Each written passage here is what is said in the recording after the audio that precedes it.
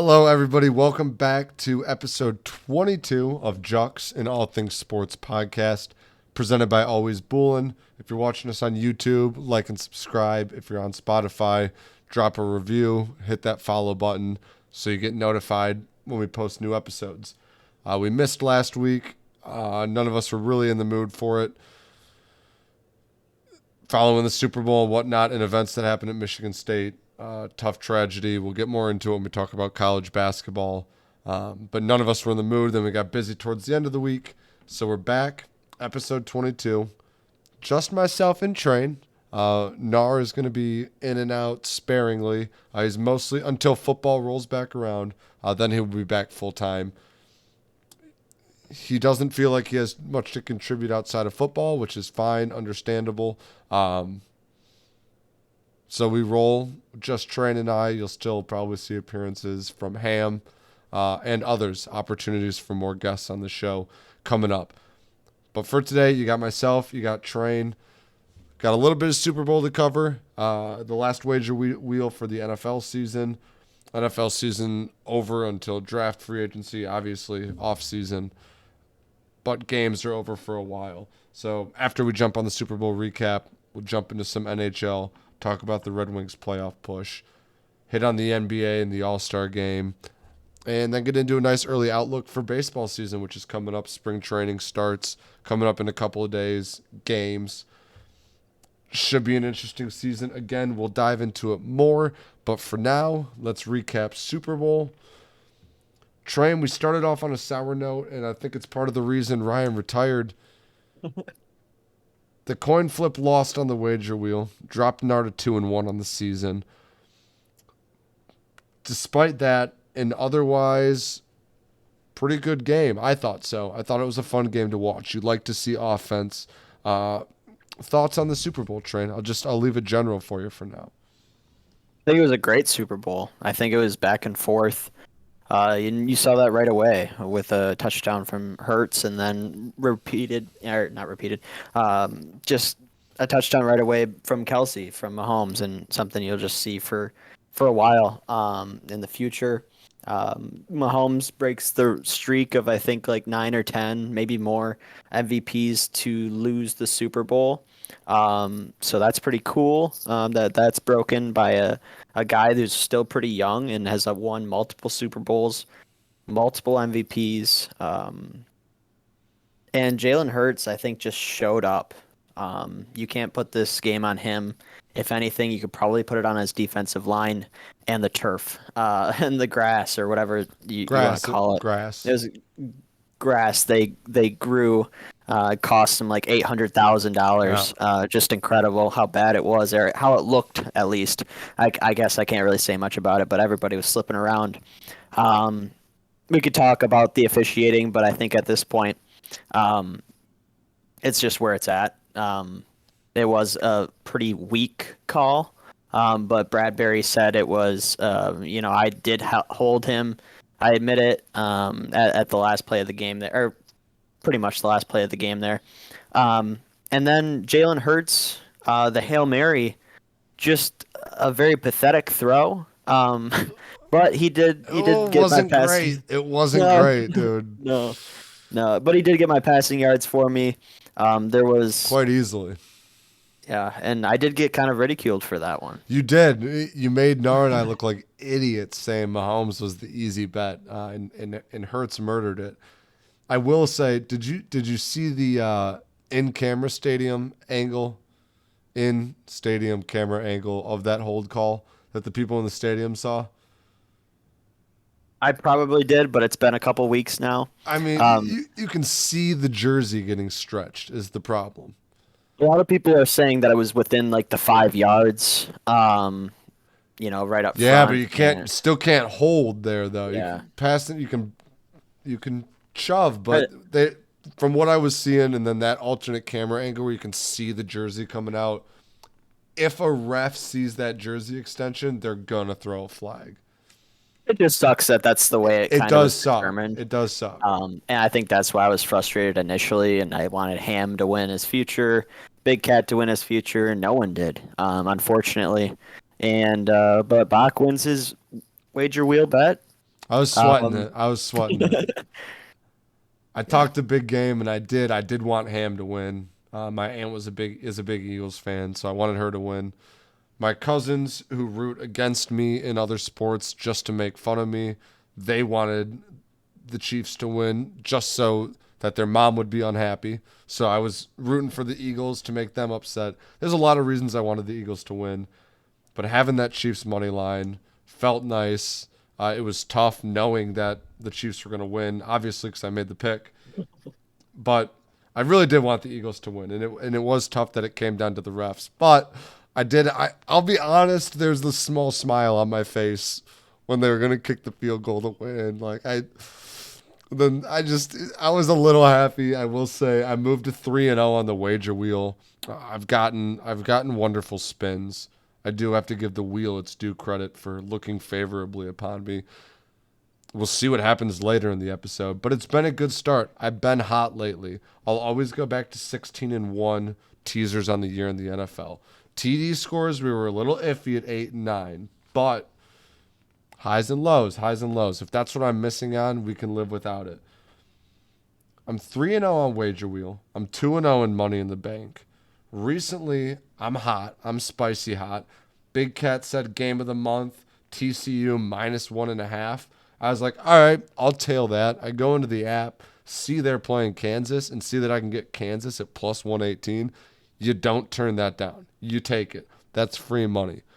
Bang, nailed that one out. I got Clemson today in college baseball. That was my lock for the day at -150 against Charlotte.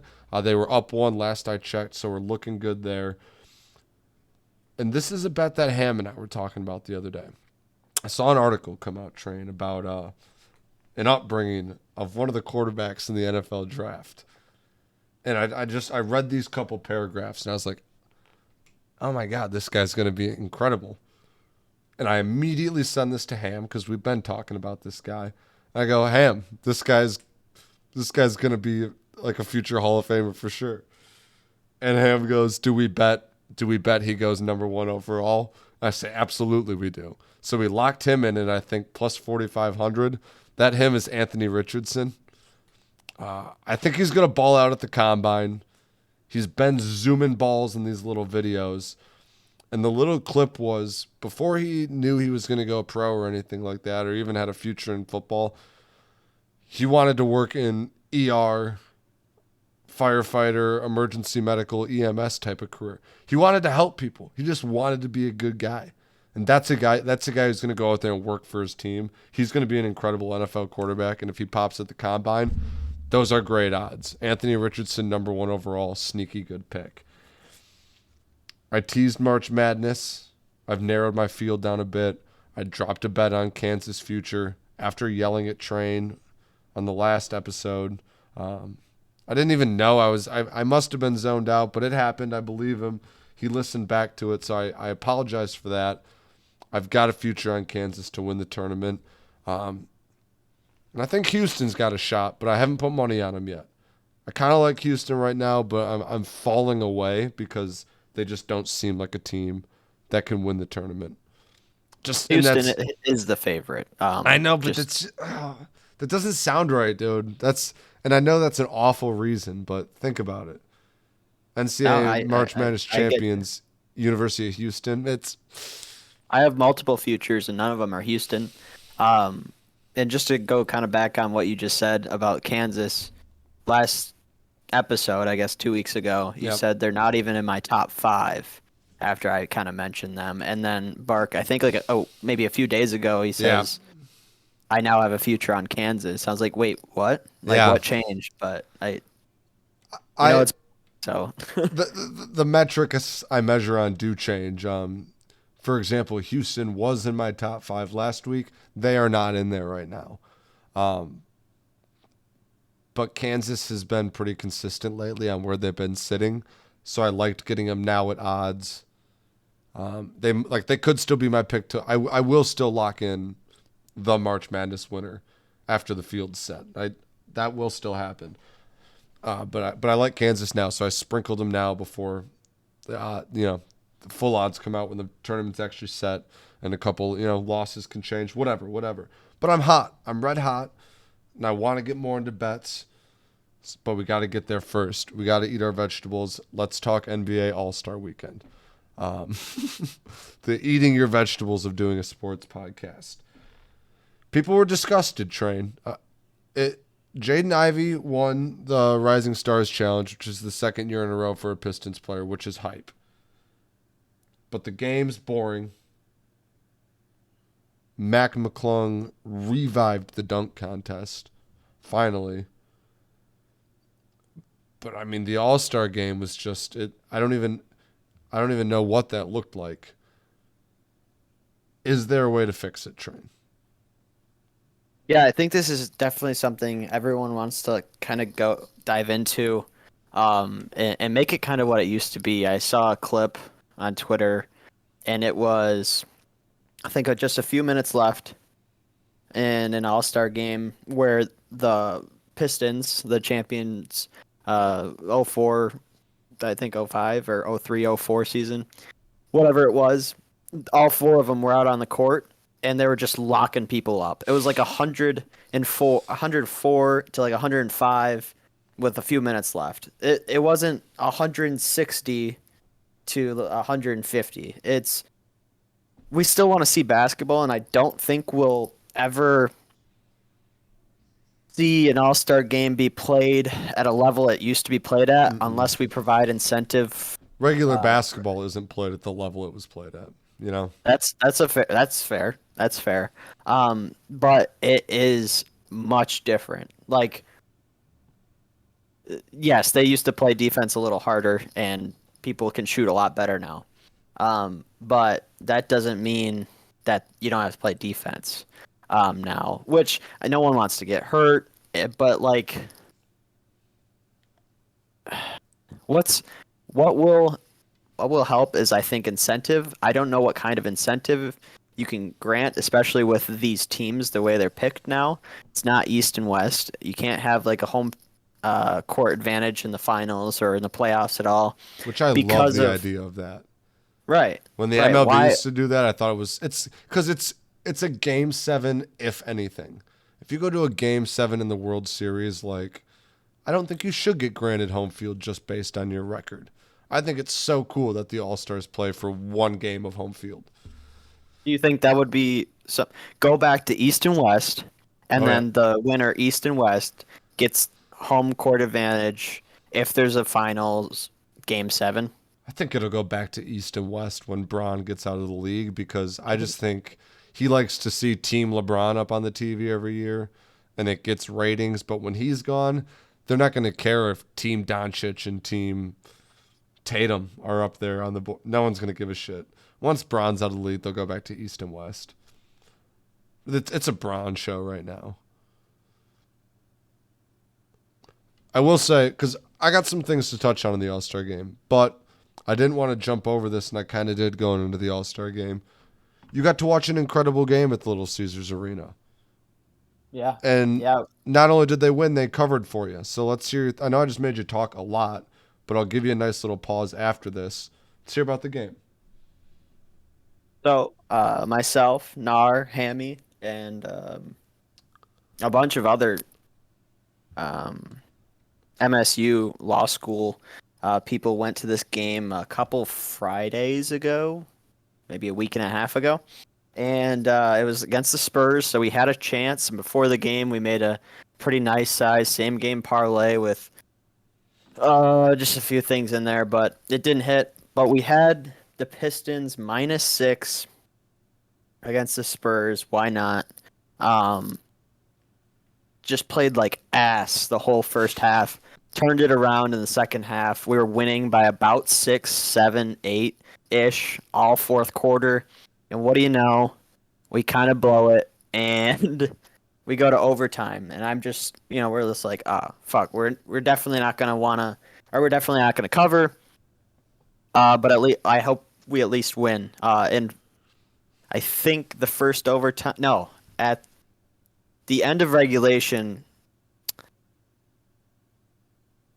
we missed a buzzer beater to win it, and the first overtime, we were down 4 with like 17 seconds left, and somehow made it back and tied it up to go to double OT, and then we just kind of dominated in second overtime and covered -6.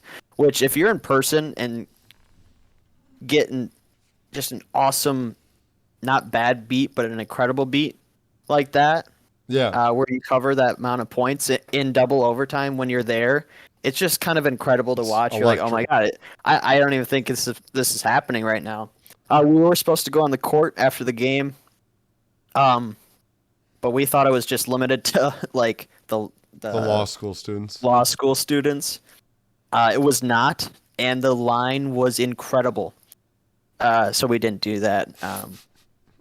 Didn't think it was really that worth it because you just go down there, shoot a shot, and leave. We just thought it was just limited to us. So I would have posted that somewhere, but we didn't do it. When I was sweating that Scooble over 5.5 strikeouts in that Miggy 3000 hit game, and he got it in like the last inning before he got pulled. It was probably the most I ever sell. And it was, I mean, it was like $100 on it, but it, I had a lot more money on that Knicks game that one time, and I celebrated that pretty heavy. But it wasn't like when I was in the ballpark and I watched him strike out 6 batters like in person. So I get that. Double overtime -6. I don't know. I thought you were dead the moment it went to overtime. I'm like, damn, that's tough. And then before you knew it, I got a snap from you that was like -6 cover and the win in double. I'm like, oh well, shit. Good for him. So that's electric.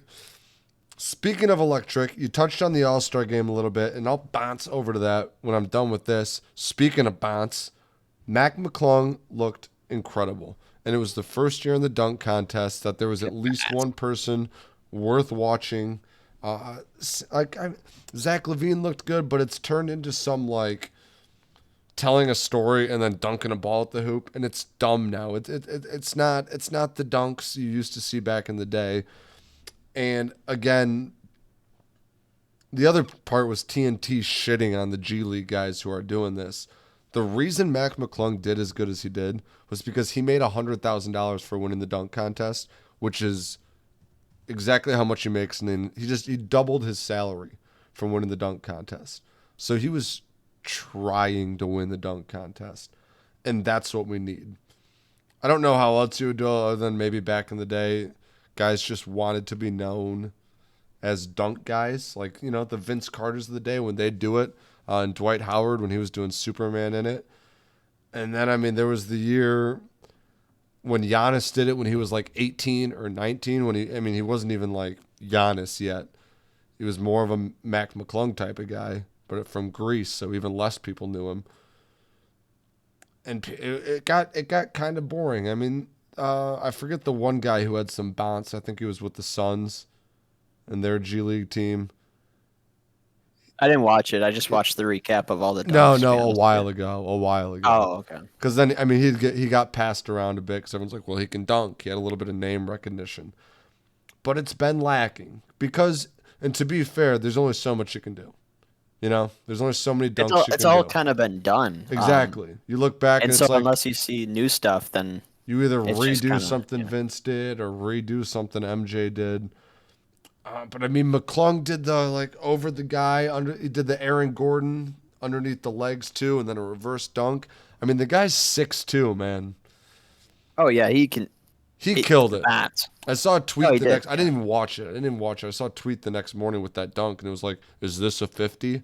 I was like, from the last couple dunk contests I've watched, that's the first time I've seen one that was actually worth a 50. And I saw a lot of comments on that. It's the other thing. They hand out 50s like candy. I remember doing the Right. dunk contest in NBA '06 live. Dude, it was tough to get above a 6'7". They weren't nice like these guys. These guys are like, oh, he put it in the hoop. That's a 10. And Mac McClung did every dunk on the first try, which is just like, oh my gosh. I think it was fun. Let the G League guys go bounce if they can bounce, Yeah, why Maybe not maybe it was risk random, but the NBA big name players? Like everyone wants to see John Morant go out there, right? But John Morant doesn't want to go out there and shred his ACL or tear his ankle apart doing something stupid yeah. like the dunk contest. So if you get these guys in the G League or anywhere else, honestly. I'll watch because they want to win and they want to be in the dunk contest. They want the Yeah, recognition. yeah, and like even if it's the money thing, that's double their salary, to win a dunk Right. contest or to be seen. Even if it buzz is buzz for those guys, KD is going to be KD whether or not he does the dunk contest. He's got everything to lose and nothing to gain. But those guys are going to go out there and give you the best they can do. But like you said about the injuries, I was listening to Nick Wright the other day, filling in for Colin Cowherd on the Herd this week, and he was asked the same question: how do you fix the All-Star game? Because a lot of people it's tough, and the Pro Bowl got the same complaints when they were doing flag football, but no one wants to go get injured for a game that doesn't matter. Now, granted, in past Pro Bowls, no one was ever hitting but fluke things can happen. No one's out there for blood like they are in regular NFL games. But it was tackle football. But I mean, we played that out back in our parents' yards with no pads on and no idea how to play actual football and safely tackle. Like you can do it. You can get it done. I understand we're not athletes who made millions on it, but we could have had much worse injuries in an unregulated game. Get over it. Get over yourselves a bit. Go play a Pro Bowl. Just take it easy on each other. Have fun. But the bigger problem is, and Nick Wright was putting this on the media. I don't want to plagiarize. This is mostly words from him, but it resonated. The media doesn't care about the All-Star game. It doesn't care if you win a dunk contest. It doesn't care. I mean, Tatum's been getting a little bit of recognition for breaking it, but no one's ever for breaking the scoring record in the All-Star game. But no one's ever going to be like Jason Tatum's an all-time great because he has the most points scored in an All-Star game. Back in the day, Vince Carter was incredible because have you seen his dunk contest highlights? Michael Jordan was goated. Did you see him dunk from the free throw line? He was an 8-time All-Star. Charles Barkley got a lot of recognition. Then out of nowhere, it's all of a sudden, but how many finals did he win? Charles Barkley stinks. He's never won an NBA Finals. I don't care how many All-Star games. Fans vote that in. It doesn't matter. And I use this to lead into load management because it's the same kind of thing. Media, recognition, contracts, all of it. Nobody cares about the regular season anymore. Outside of the NFL, because it's short, 17-game season, you know, Jaguars, one game flips the. They lose one instead of win one, they're out of the playoffs. They don't win the division. Lions, even if it's a game that even if the Seahawks just lose that game, like one game can in a 17-game season can change everything. In the NBA, I mean, you just got to get to the playoffs, Then you put your best 5 out there and try to win a series. And that's what matters. Nobody if KD sat out all year and came healthy, and the Nets came in, or I guess he's with the Suns now, so it's not as great of a hypothetical. I don't know. Say LeBron's out all season long, and the Lakers sneak in as a 10 seed, and then LeBron comes back and they dominate the playoffs. It's an NBA Finals win for LeBron, and everyone's going to say it was a great season from him, even though he only played the playoffs. For a lot of these guys, there's no benefit to go out there and risk injury in the regular season or an All-Star game or a dunk contest. And that's because, frankly, we say it's boring. We say we want to watch it, this and that. But in the past, if that was a competitive All-Star game, nobody's going to give any of those players credit for playing good in it. No one's going to go, wow, Jason Tatum might be that guy. He balled out in the All-Star. No, it's just an All-Star game. They're having fun. But you want it to be competitive. It's a tough balance to find. You demand competitiveness from these guys, but you don't reward them credit for going out there and trying. So why should they? Yeah. I think, and that's what it comes to. I think some NBA players will try hard in the All-Star game Oh, yeah. if they get that, but it's kind of. I don't know who started the load management in the regular season. We can name names back. I think We Joel could. Embiid was a big factor. I think LeBron was doing it. Probably before Embiid To was in be the fair, league. though, for LeBron, he's so old. Like, Oh yeah, this wasn't like when he was old, but this was happening like when we were getting into NBA and people are starting to take off games just because Kawhi. they're so yeah, um, and some people just don't do that, and you can't choose who goes in the NBA or who chooses or who makes it there. So it's just going to be the way it is, and hopefully NBA players, NFL players will just have more determination to win those all-star games and make it look better in the future. So Anthony Edwards says that if he could change anything, it would be that guys would go out there and play games. Anthony Edwards is the guy who's going to go out there and play no matter what. I think one of Right. the times he said, if I'm 80%, you have to go out there and play. And that's competitiveness. But a lot of these guys, it's their job, it's their career, you know? One wrong step, that's it. You could be done working forever in that profession. And then on the flip side of the coin, Adam Silver, the commissioner, was like, no, I think load management is good. Medical and scientific data both say it's as good for long term health, good for players, keeps the game fresh. If LeBron, Steph, Embiid, Jokic, if these guys are healthy and they're healthy in the playoffs, you're getting a better quality, right? If you could get rid of load management, say you can't do it, would you? Because on the other flip side too, some guys are like, I want to play, and this medical staff is like, no, it's not worth it. No, you can't. Or the coach is like, As a no, fan, you're not playing today. as a fan, I would do it 10 out of 10, 10 out of 10 times because I want to see if I'm going to a game and we get tickets for the Lakers or we want to go watch a team strictly basically for a player to watch and that player doesn't play, you're pissed. You got to wait You're till just 3 minutes before game time before you know that sometimes now. right. Yeah. So as a fan, 10 out of 10 times I want no load management. I want them to play every game. But I definitely understand where if they're tired or if they're sore and they're 34 years old and they can't play as many times as the 22-year-old next to them. That makes sense. It makes sense to me. But if they're fully healthy, ready to go, and they're just resting to play the next game that's bigger or whatever it might be. I wish it didn't make sense, but it makes sense.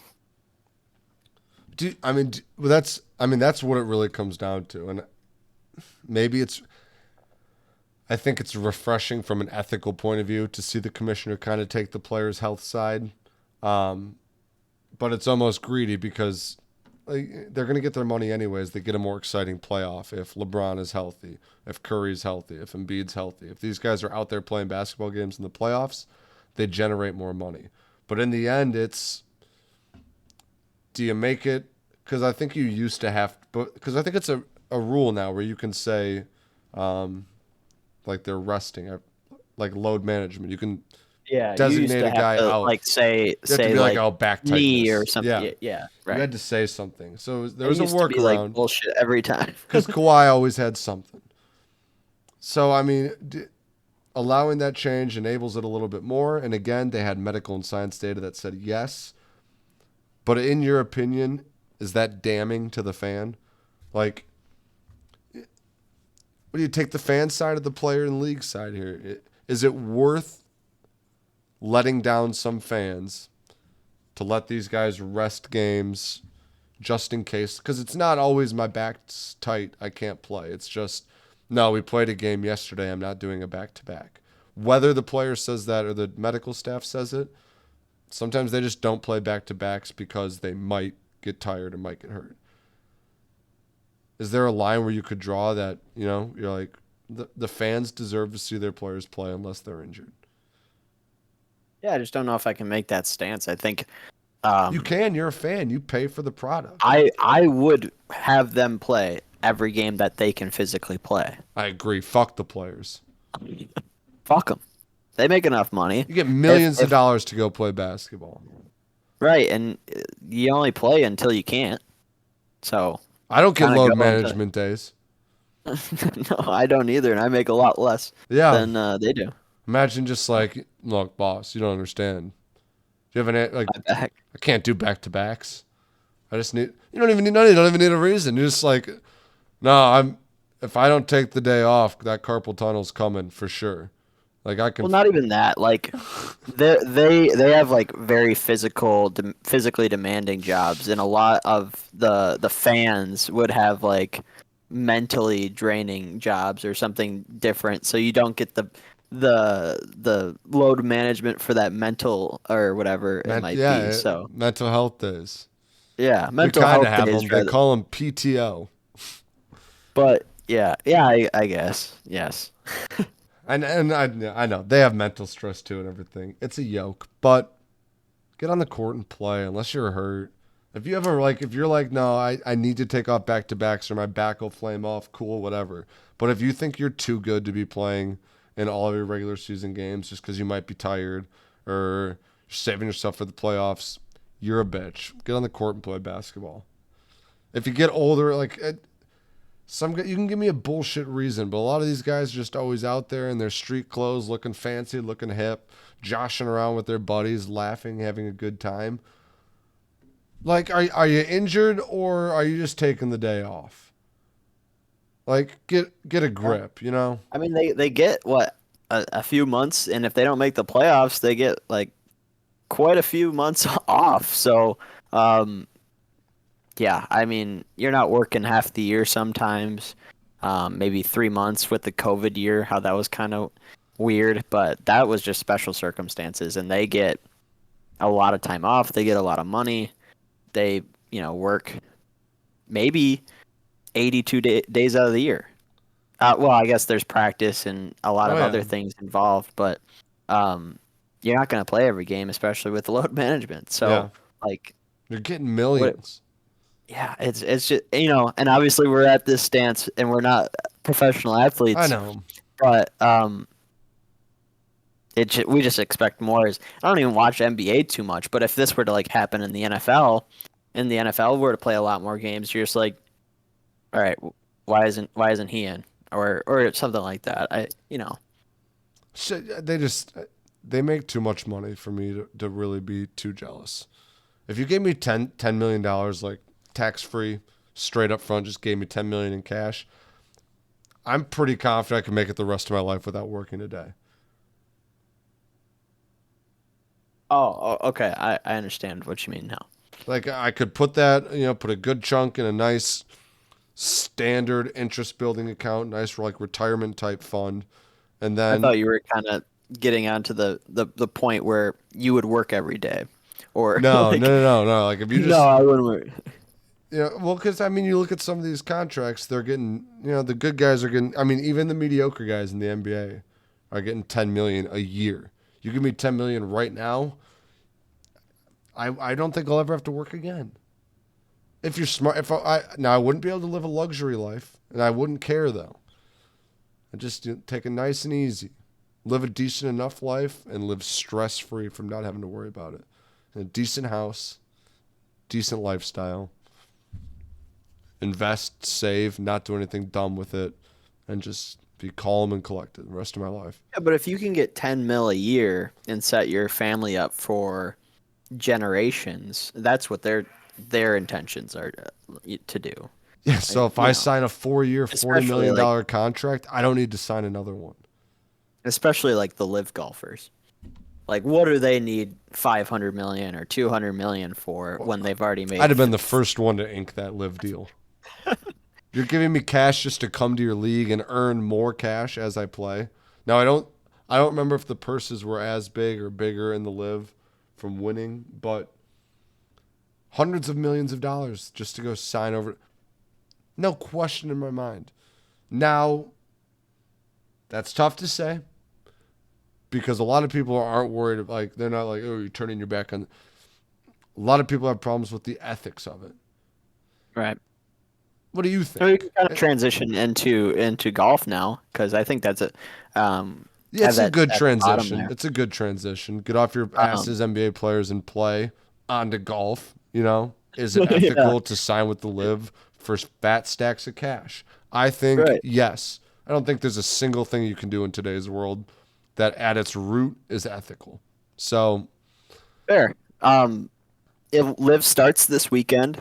We see a different style of golf, which I mean, I think it came out last year. I don't even really remember too much. All I remember is all the talk about live golf and not really watching live golf.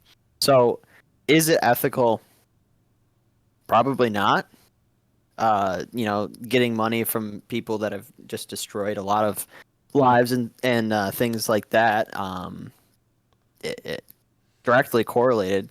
Um, but that's I've been watching the Full Swing documentary on Netflix, and the golfers are just trying to explain why they took it, and each of them or all of them basically have been saying for the money. They're not doing it to support shocker. them or anything.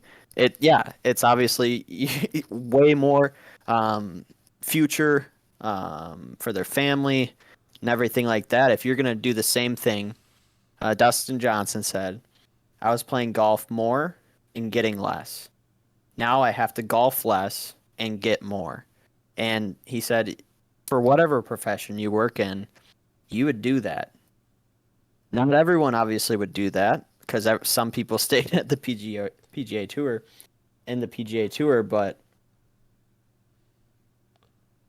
it's a hard situation to put yourself in because you're not in it and you won't be in it ever. So you don't have the thoughts of like making that much money, or having that much money already. So you're not like, oh, I'm set. I don't need to go over there and do that kind of thing. So I Yeah. think I don't even know if I can make a good guess as to what I would say because I would say yes just to golf because I suck at golf. The kind of thing.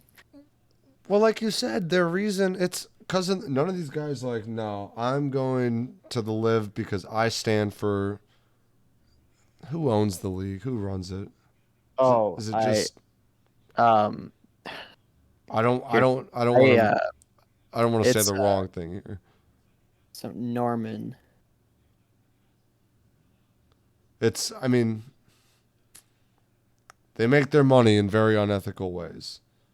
It's like royalty, is it not? One. I don't want to get the countries wrong. Oh, Saudi Arabia. Saudi Is that what Arabian you're royalty. is that what you're referring to? Yeah, I I believe. just thought you were referring to No, I think it's why am the royalty of Saudi Arabia that runs Live. Greg Norman is like the guy that's He the owns fake. it, or he's just the like, I don't really or know like the commissioner. the whole dynamic. Yeah, that's what I was kind of thinking Okay. of him as No, like the no, the commissioner, people but don't like the owners. They don't like the Saudis yeah, right. because Yeah, that's what I was referring to. Yes. because the Saudis' ethics don't line up with our ethics. That's where the problem is. It's a good Oh chunk yeah, of and they Saudis that would say, that's life. That's what they do. That is Saudi. And I get it. There's a lot of things they do that are straight up wrong. They earn their money through slavery and mistreatment of populations. And if you want to say no to it because you think that taking that opportunity is in a way supporting that, good on you. That's awesome. No sarcasm. Like, good on you. You have stones.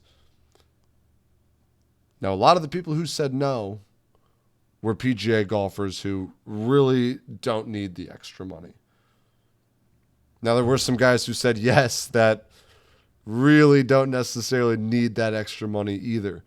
Oh yeah, like DJ.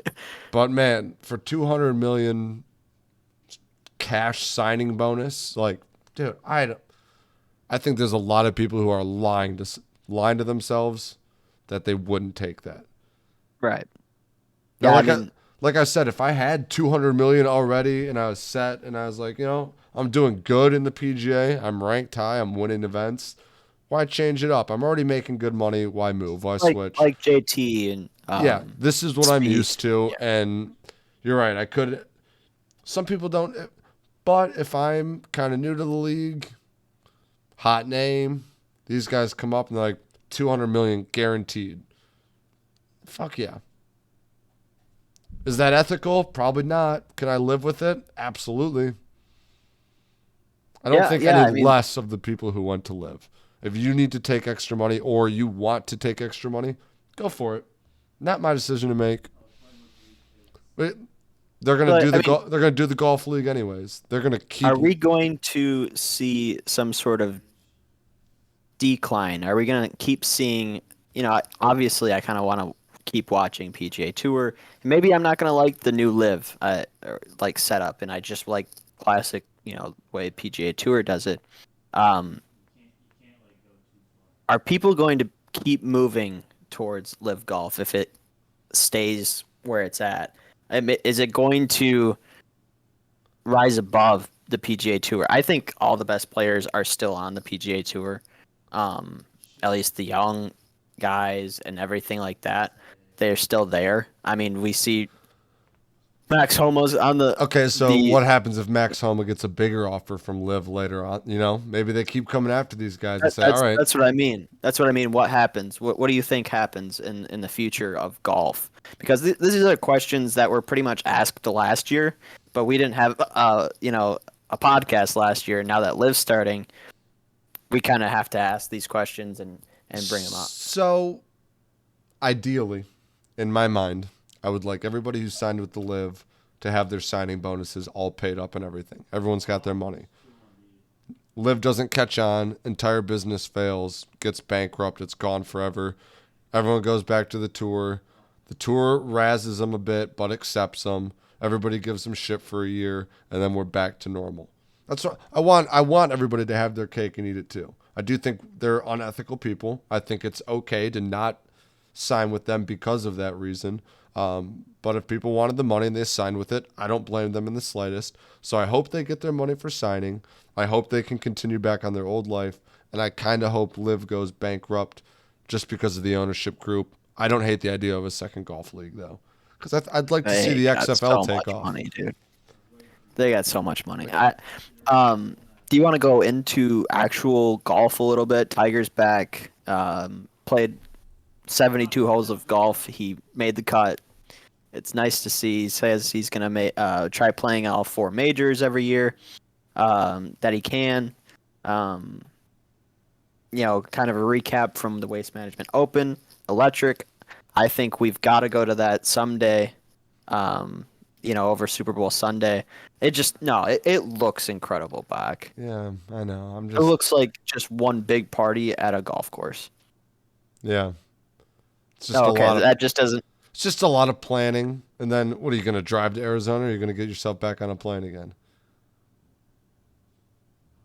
We'll go on a plane again. Yeah, see, It'll definitely be Delta, dude. Now I'm asking the tough questions. Good for Scotty Scheffler. It does look like fun. Tiger Woods back is cool, and I think it's awesome that he's just going to at least golf in the important ones because it's good to see him out there. Hopefully he continues to regain strength and stamina and agility, and he kind of get to a point where he's playing good again. I think that'd be electric. Golf is a game where people do play until they're a bit older, so it's not out of the question, but he might be toast, and if so, it'll be nice to see him come back and try and compete through the majors. Max Homa Definitely. and John Rahm. Max Homa kind of choked in the end. Now, what I'm going to say is going to get met with a lot of controversy, so I just need, before anyone just, loses their mind, they just need to hear the whole thing. Because I love the guy, Max Homa. I do. He's a great person. I love his personality. I think he's awesome. It's a guy to have a beer with. But my brain is wired to root against him because everybody just loves him. So my mind is just like, man, I don't know. Maybe it's really cynical of me. I like when other people are a little bit unhappy.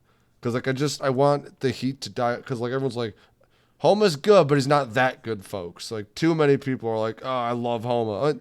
You love Homa because you've been hearing about him lately. There are true golf fans out there who like Max Homa, though, and there's great reasons behind that because he's incredible, awesome, and a good golfer. but he's got a little too much trendiness to him for me to really like him right now. And Reen had money on him to win. So I was kind of rooting for John Rahm down the stretch. So that was a What? fun ending for me because it was fun. Uh, Reen was I, upset. I was with you almost all the way there, but you can't root against Reen if you didn't have another golfer. I don't think. Not with Rom. Reen typically roots against me all the time. I get rooted against in a group Okay. chat on a lot of my bets and picks. So it was fun to root against somebody else's pick for once. Okay. Yeah, you But I might love get. Max Homa. I do. I love him. I just need some people to fuck off so I can like him again. Okay. All right. You're not a homosexual. Like in the back of my head, I am. But I need that like, because then it's like, oh yeah, I like Max Homa, and everyone's in their head like, oh, of course he does. Everyone think I can't be one of those guys. I'll like Max Homa when he gets rated appropriately again. I don't like being on hype trains. I really don't. It's strange because you get lumped in with people who don't know as much. Yeah. Okay. I'd like to Wasn't jump in. expecting that. I'd like to jump into NCAA basketball as well. Michigan State game in particular, only because believe it or not, we're actually getting close to wrap up time. So I want to make sure we touch on everything. It was good to see Michigan win. I hate to lead with that, but that's fun. Outside of that, the rivalry has been lower on Twitter. There's not as much bickering for a game that was hosted at Michigan in what has recently been a really heated rivalry following the events that happened at MSU. From what I heard, there was a lot of class. There was some questionable signs that were like re-explained on Twitter and some beef, but for the most part, communities understood that it was about more than rivalry and more than a basketball game at the time. And that was really cool. It was really encouraging. In a world that's been rather bleak with coming together over small viewpoints, I think Michigan and Michigan State did a good job bridging this gap.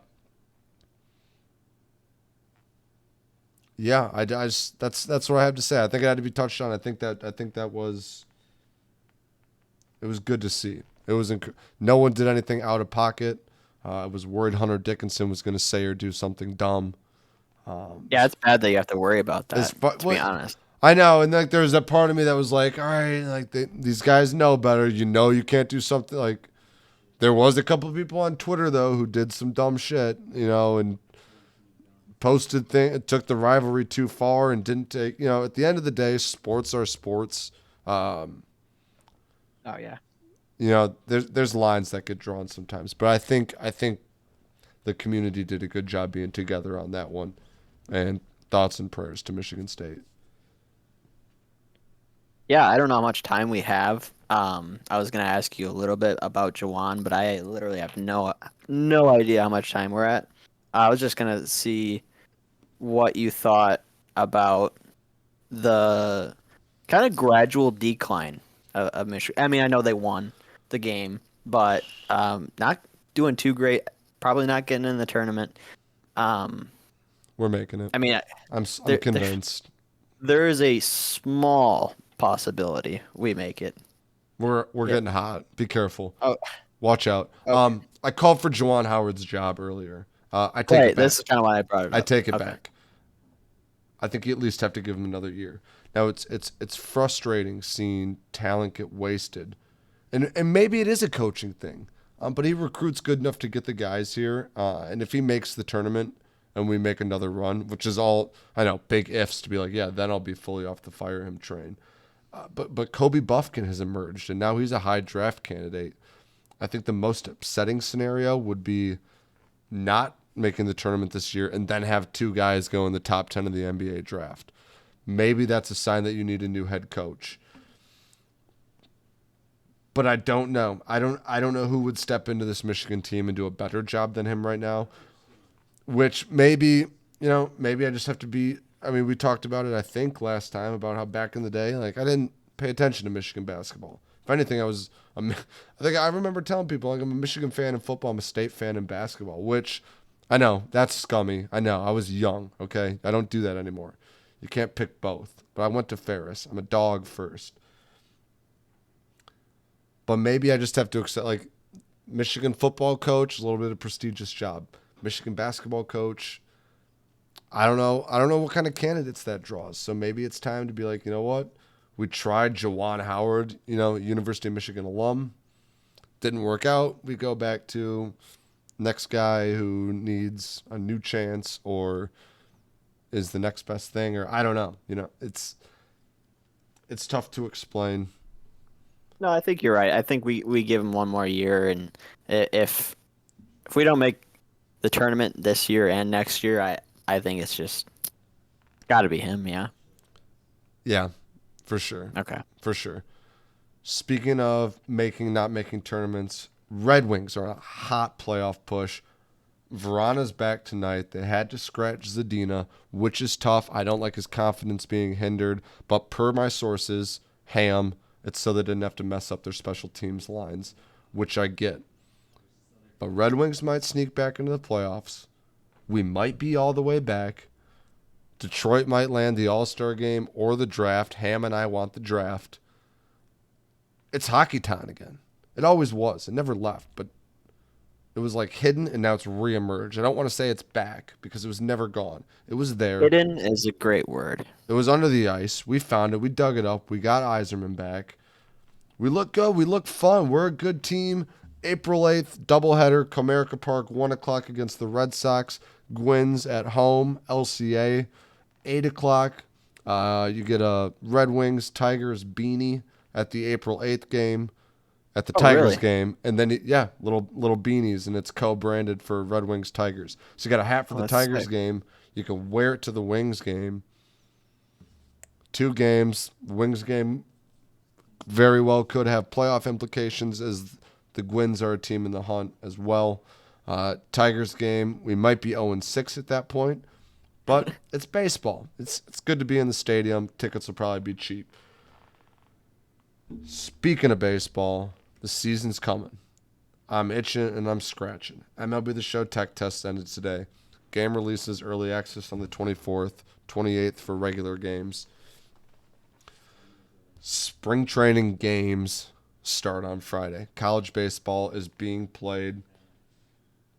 Miggy's got long hair. He's in the best shape of his life. Train as a casual Tigers fan going into year 2 of fantasy baseball. What are your expectations? For fantasy baseball or for the Tigers? A little bit of both. And Okay. a little, like, long hair I don't Miggy expect vibes. the Tigers to do very well. I hope they do better than they did last year, but I don't see them doing any better than last year. Over under is Just 70 and a half wins. I think I would take the under because I'd be happy to pay for the over. The under's at plus odds. Yeah, that's perfect. So if I put, a unit on the under, and they do bad, then I was right and get my money. If they do good, then they do good, and I'm happy about it. I'm okay paying for them doing good, is what I'm kind of saying. For fantasy baseball, I think I love playing it because it gives me, it informs me about baseball because I'm not a big baseball guy. I'm a big baseball guy when the Tigers are doing well, and it has been a while since they've been doing well. We had the All-Star team, and the All-Star team didn't win anything, unfortunately, and that sucks. But playing fantasy baseball just keeps me in the loop, lets me know guys' names, lets me know who's hot, who's sucky, who's good pitcher, who's on whose team. That's what I see fantasy baseball for. Really helps when you got Shohei Ohtani and Aaron Judge on your team, huh? And you don't make the playoffs.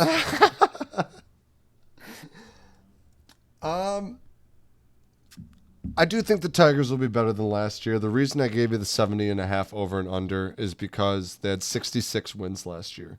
I think they beat that. By how much, I'm not sure. I didn't love 70 and a half only because it was like minus 150. I don't think I should have to pay minus 150 for that. If it was Yeah, 70, just pump it up a game.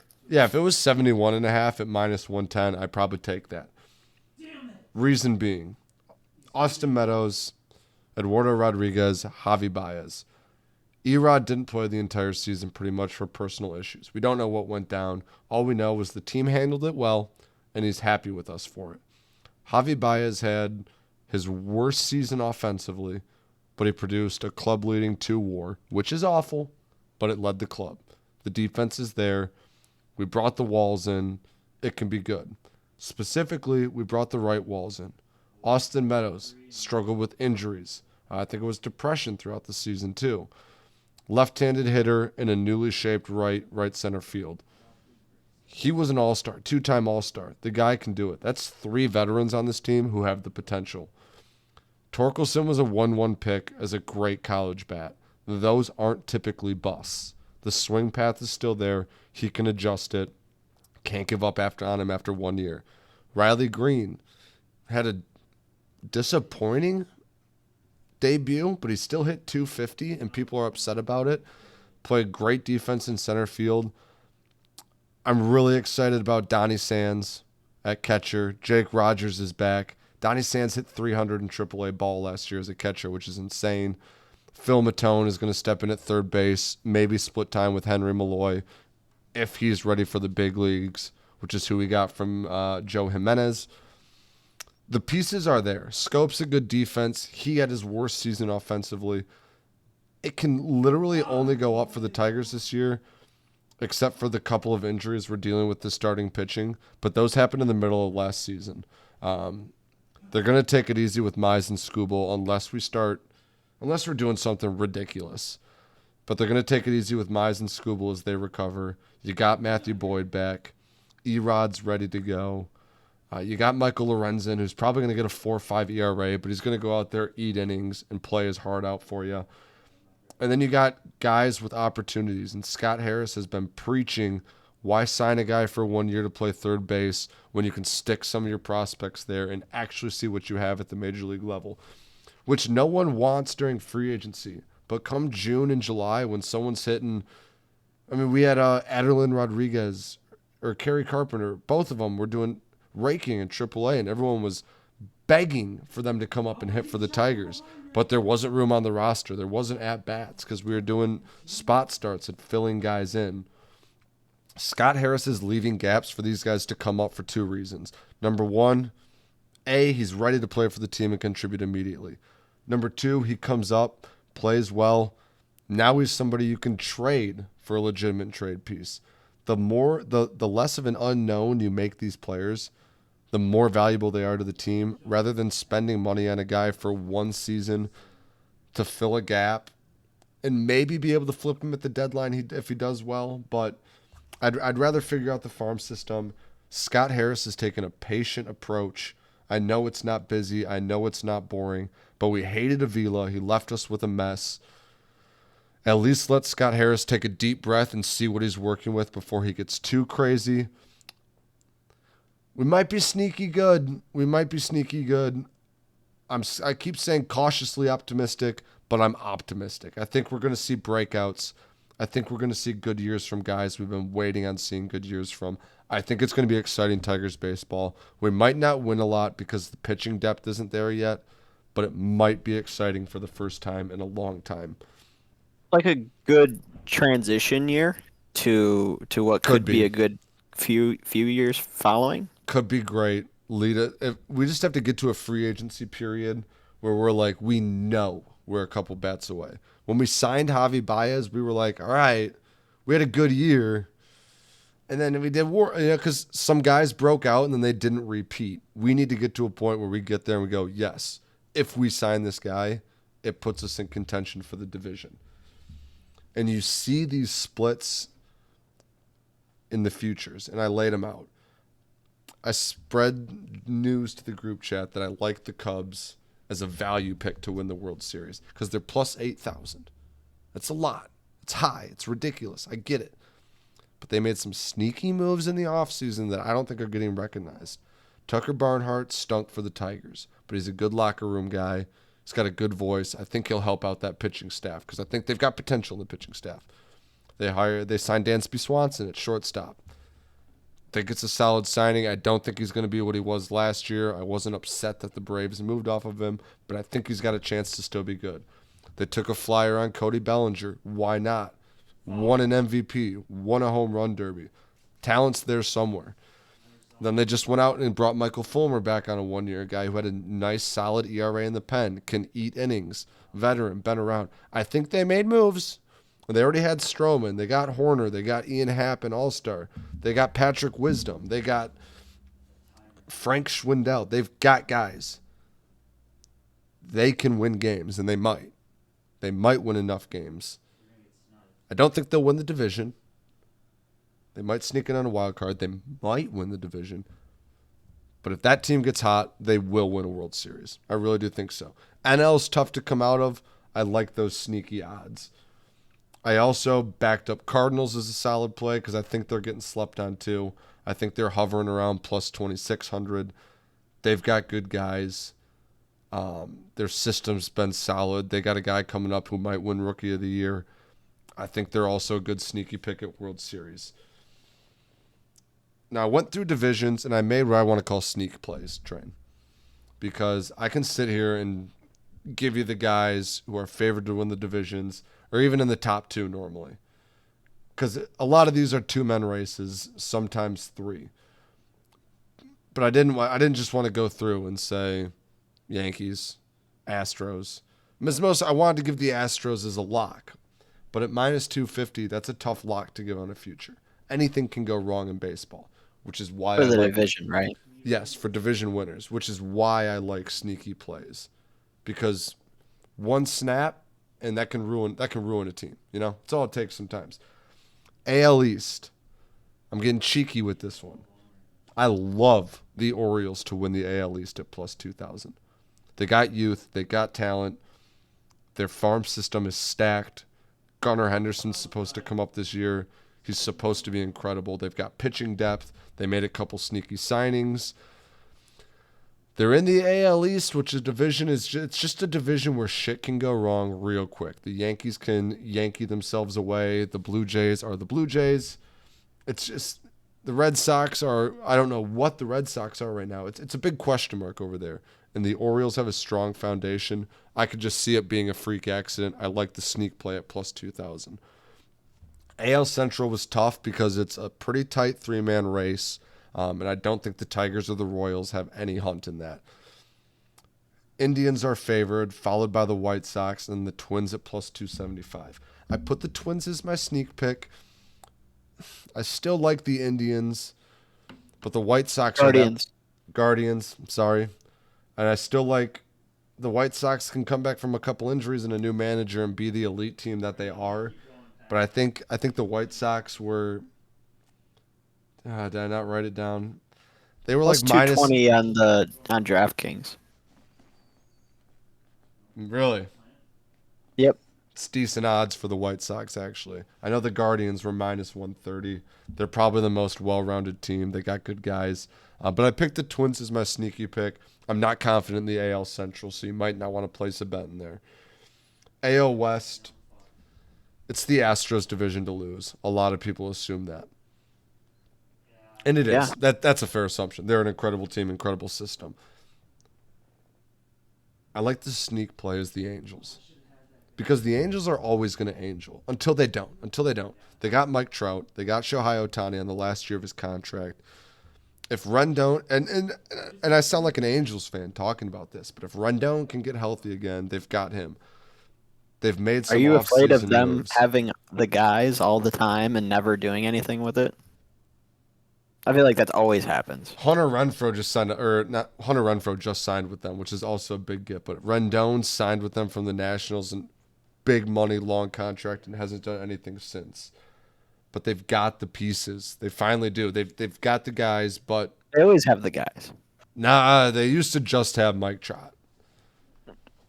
Yeah. They could never find pitching, and they still don't really have great pitching. But I like them sneaky at plus 1,100. I also don't hate wow. I don't That's hate, a great line. right? That's what you're giving me. Trout and Shohei, Hunter On Renfroe. DraftKings, they have him plus 850.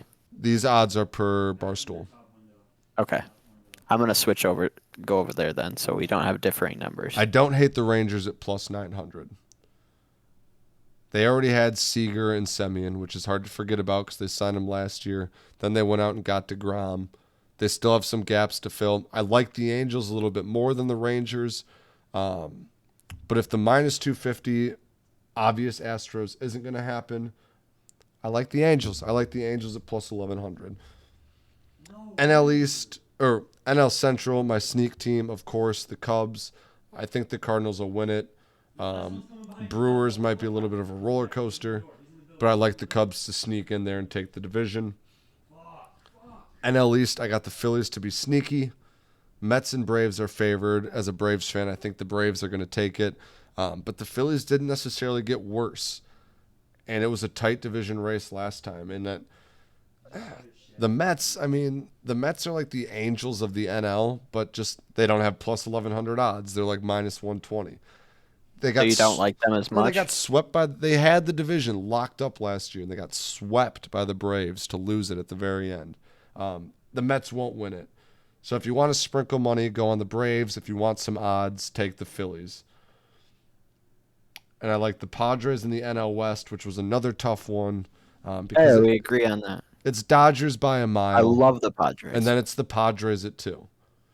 Just because of Juan Soto. Well, they got Juan Soto. Tatis is back. They signed Xander Bogaerts. They're spending money. And they used to be a low-budget, low-market team, and now they're spending money. That's how you win baseball games. Kind of. Got to find the good middle. Look at the Mets. They spend the most. They don't win shit. And then outside of the Dodgers and the Padres, it's like, I guess you can pick the Giants. It just gets gross. I like the Padres at plus 140. You like them too, Train? Padres? Yeah. No reason. I have no information to back that up. Just big Juan Soto guy. Big Juan Soto guy. Which me and Buck were talking today. Cannot find a Juan Soto Padres jersey on wild. MLB Shop. That's wild. I just think it would be dope. Let's talk player futures. And again, also tough because one snap and this is like done. I don't know what they do for void types for that kind of stuff, but AL MVP, I got Yordan Alvarez at plus 1200. He would have won, and this is tough to say, but he would have won MVP last year if Trout didn't break the AL home run record and Shohei Ohtani didn't exist. If Judge didn't break the... Yeah, what did I say? Trout. Oh, sorry. Judge didn't break the AL home run record. So you like Yordan? I like Yordan at the value play at plus 1200. The safe bet is probably Shohei Ohtani because every year, as long as he pitches and hits, he's going to be in the conversation. It took Trout having a record-breaking year to beat Ohtani. But Yordan would have won MVP if those two weren't a factor. He should have. Like, it was a season where if you put those stats, like, this guy didn't win MVP, you'd be like, how? I'd be like, well, one guy hit 30 bombs and had a sub-3 ERA. The other one broke the AL home run record. Oh, yeah, that makes sense. I like Yordo at plus 1200. Here's where I get real cheeky, Train. AL Cy Young.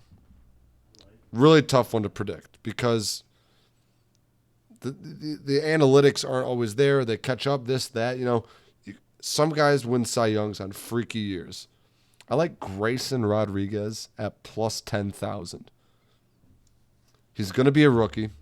He's on the Orioles. He's nasty. He's been in the top of the system for a while. He's going to come up, and he's going to chuck. He's going to be ready to go. Give me plus 10,000 odds. Sprinkle $1 on it, guys. Bet responsibly. Sprinkle $1 on it. Plus 10,000. He's got a legitimate shot at those odds. I'm telling you. That's incredible. NL Cy Young, I get a little less cheeky, and I take Corbin Burns at plus 500. I just lost his arbitration case with the Brewers. He's mad at the organization. He's going to go out there and prove to everyone that he's worth a shitload of money. I like him at plus 500.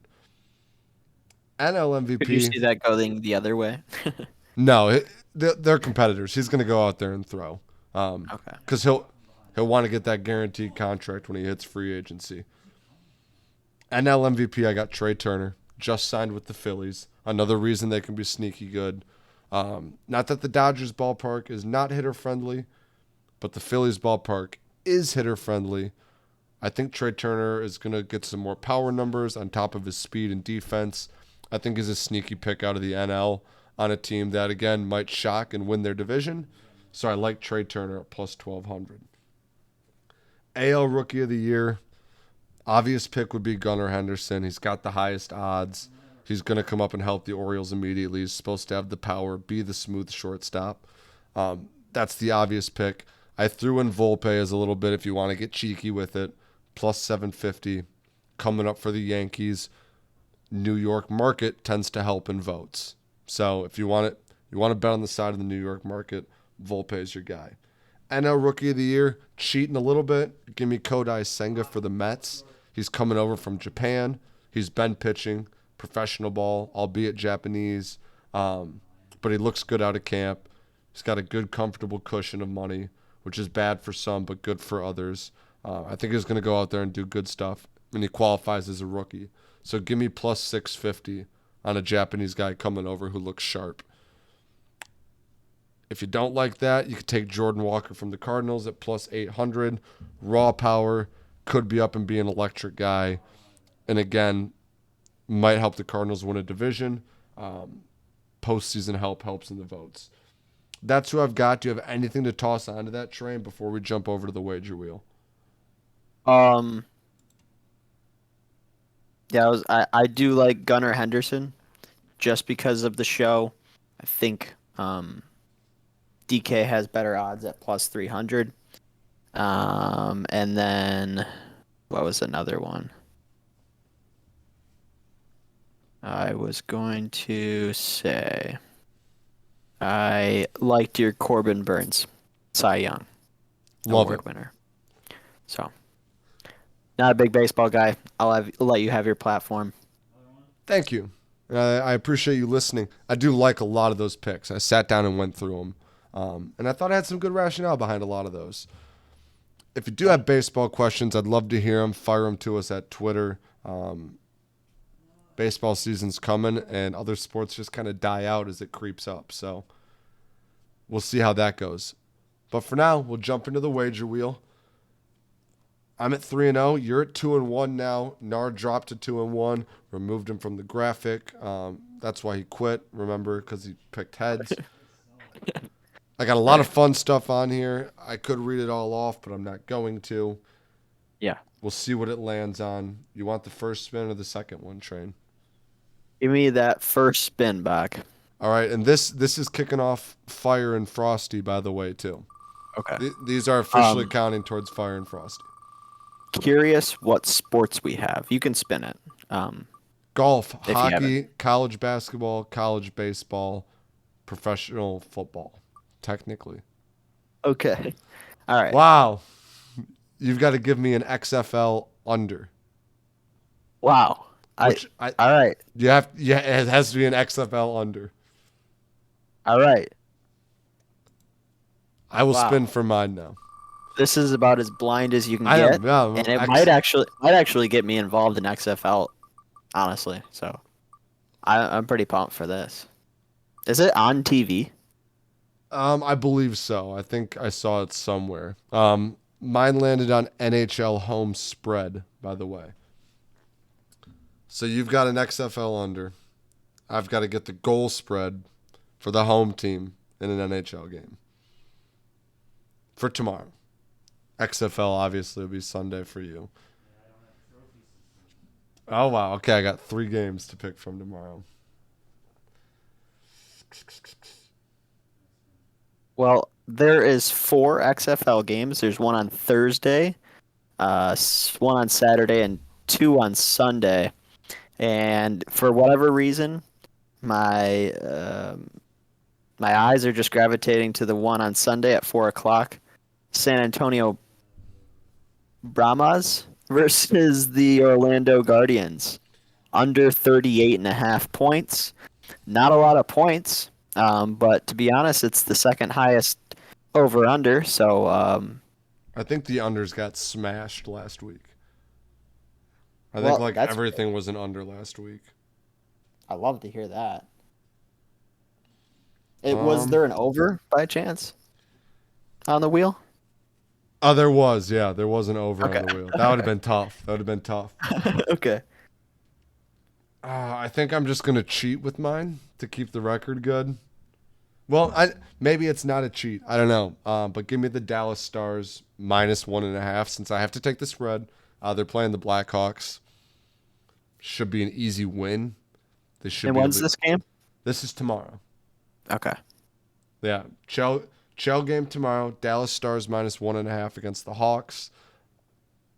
It's -152, but I mean, sorry, not sorry. I got a record to protect.